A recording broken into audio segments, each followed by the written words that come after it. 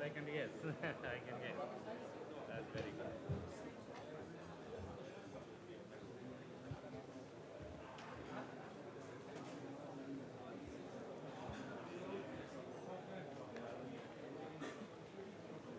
Waiting for the madam. Let us see. She's there, isn't it? Okay.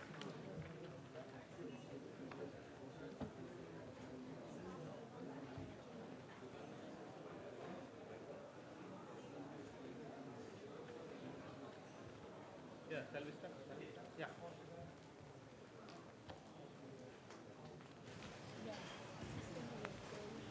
Hello, good morning to you all. My name is Gyan Chandra Acharya. I am from Nepal. I was Foreign Secretary and I was also on the Secretary General of the United Nations, but looking after the vulnerable countries in the past. Now I'm in private capacity. I'm chairing one of the center in Nepal, Center for SDGs, Southeast Center for SDGs. Now we have had an excellent, I think, the opening session that has really set the tone for our discussions, and especially I would like to point out a couple of things. I think this will be very important for all of us to really remember that unlike MDGs, if you remember, the SDGs were negotiated by all the member states for almost 3 years in different combinations and different permutations. And it was the global body itself that agreed the SDG goal. That's why we had a lot of discussions on that. MDG was not like that. It came to the United Nations, it was just approved. That's why there is a very strong ownership of the international community on SDGs. It was after a very thorough 3-year negotiations that we have had. That is very important perspective that we have to look at, and we heard that in the morning as well.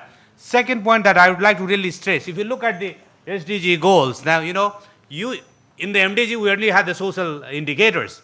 You have the social indicators to begin with, and then you have in the middle the economic indicators, and then you have the environment, and then the cross-cutting issues at the end. So in that sense, it is very holistic, it is very integrated. The whole idea of really taking forward the new generation of development, if you like, is a very inclusive, integrated global development framework. And that's why I think having so many people here today, I'm very glad all the countries are represented, most of the countries are represented here in South Asia, I guess. And this is a very important perspective. And we heard that, I think there were many points to take away from the opening session, that the developmental state that it was talked about, that we all want to really make it. There was a focus on integrated approach. There was a focus on climate change. There was a focus on really South Asia being an example. Of course, it has done very well in many of the areas that we talk about, but it also faced a lot of challenges. And then South Asia, the variety of South Asia, you have the landlocked countries, you have the least developed countries, they have their own particular challenges. So when you look at the South Asia as a whole and the SDG, you see the microcosm of the world, and then also you see here that if we want to achieve SDGs, there are two regions which are most important: Sub-Saharan Africa and South Asia, where there is a very high concentration of the poor, but also a very lot of expectation of the people.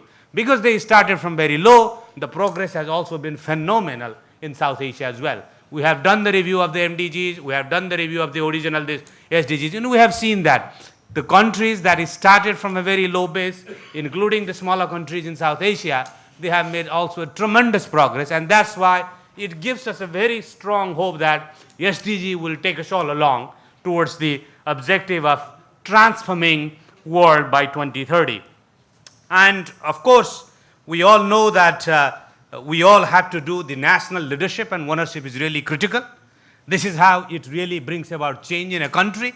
But equally important, we heard in the opening session as well that how much of this regional cooperation and regional synergy can really bring about change in the country the way that we want in order to achieve our the goals. So I don't want to say too much about that, but I think having heard in the morning the larger,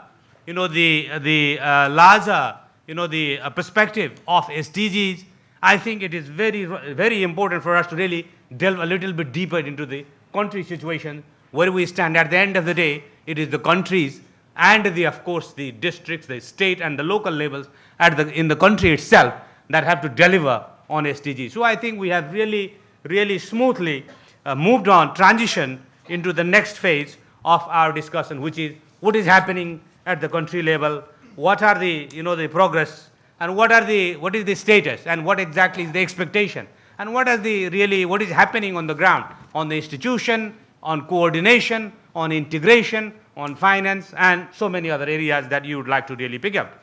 Now, this session, therefore, is very important that we get the country perspective so that we can have a very, free and frank discussions.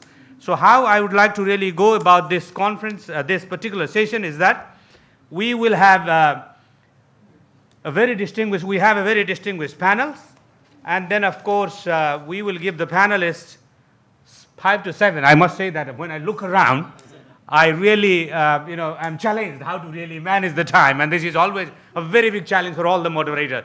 We always concentrate on the time rather than the substance. That is the big challenge.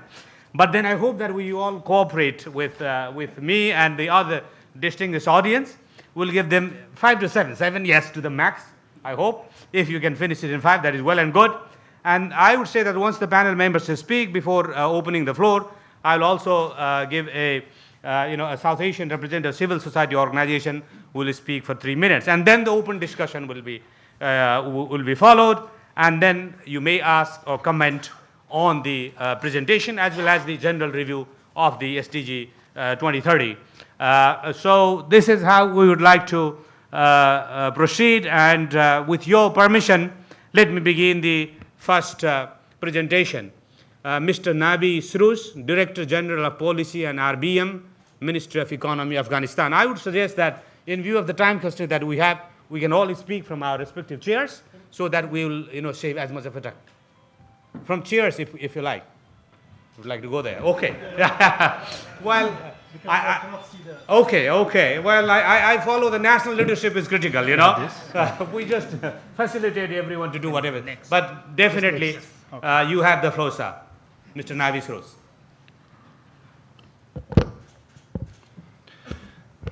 Thank you very much. His Excellency Dr. Nagesh Kumar, His Excellency Dr. Puspa Raj, His Excellency Dr. Rajiv Kumar, Professor Sachin, and Chandra Acharya, and dear panelists, Excellencies, distinguished guests, ladies and gentlemen. It's my pleasure and distinct honor to be present today amongst international experts and professionals. Allow me to begin by thanking the Government of India, UNESCOP, NITI, and RIS for organizing and inviting us to the South Asia Forum on the Sustainable Development Goals, which provides a unique opportunity for regional cooperation and sharing best practices.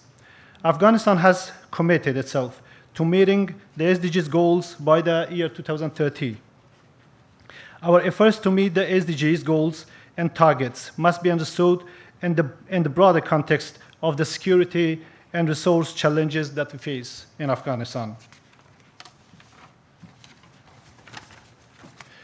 We had our VNR in July 2017, and in terms of processes, Afghanistan was one of the good implementer of the SDGs. So I'm just focusing on the presentation. So it's not. It doesn't work. Yeah, please.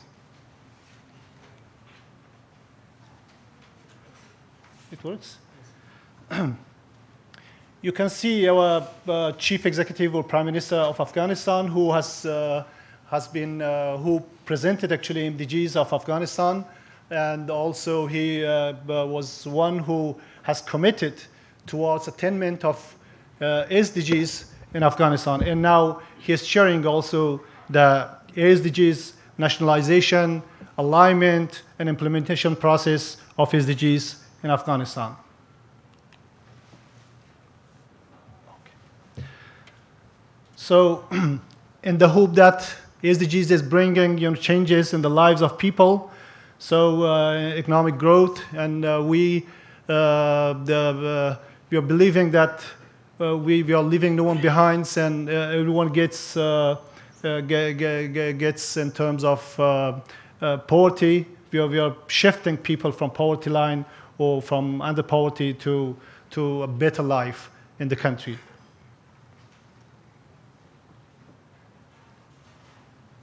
Where's how to? It doesn't change. Can somebody else?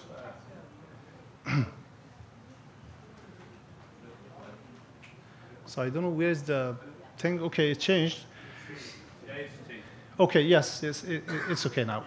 So we see that goal one is about no poverty, and unfortunately we are suffering from this actually from this part that the almost half of the population are living under poverty line in Afghanistan. And also goal two, you can see that end hungers. So also we see that 45.6% of our population in Afghanistan are they are insecure in terms of food. So we see that a day will change actually our lives to a prosper one. So here I have highlighted a few actually indicators which are very much important for SDGs implementation. But let's say that our poverty line, as I mentioned, is 54.5% where almost 60 million people in Afghanistan are living under international poverty line, and food insecurity is 44, as I mentioned, is 0.6%. So I'm not going to read all of them, but we are trying to.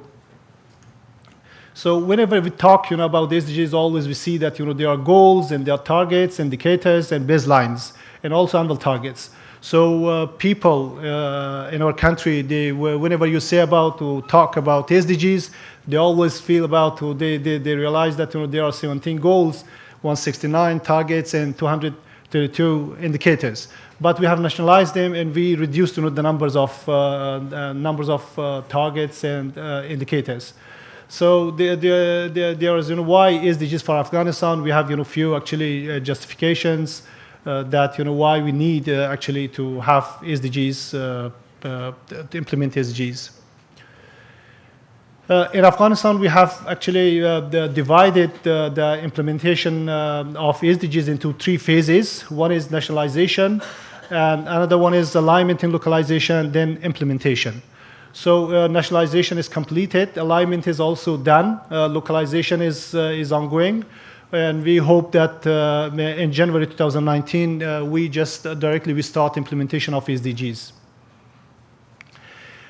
We have actually established an institutional arrangement for the SDGs, where is the cabinet, and we have SDGs executive committee where it's been chaired by under the guidance of His Excellency Chief Executive or Prime Minister of Afghanistan, and we have Minister of Economy as the Secretariat, and we have 8 actually budgetary sectors, and we have also budget entities under the sectors, and we have provincial entities or let's say second entities.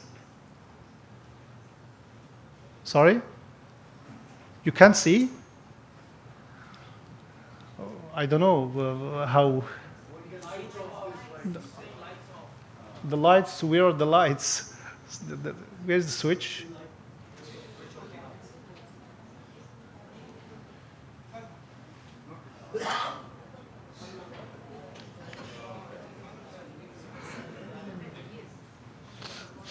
Oh, okay, done.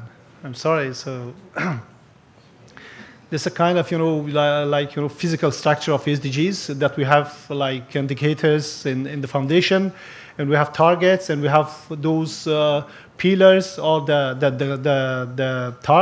goals, and then once we implement, achieve, then we are reaching to the economic, society, and planet, and peace and justice to the SDGs goals.